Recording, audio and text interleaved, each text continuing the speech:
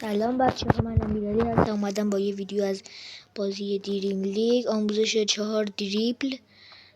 بچه ها دریبل اولی که میخوام بهتون نشون بدم دریبل زیدانه که شما اگه دستتون رو این فلشه از اینجا به اینجا بکشید، یعنی اینطوری دستتون رو بکشید سریع، خب رو به پایین میشه دریبل زیدان.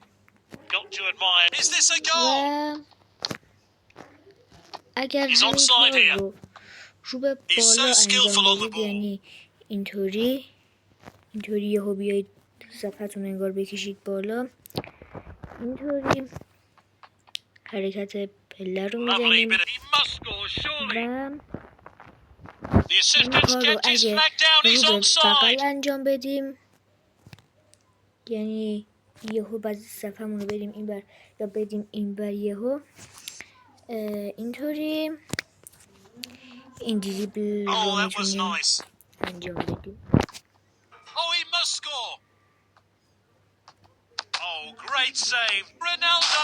بچه ها، تا ویدیوی بعدی فعلا خدافظ. لایک یادتون نره.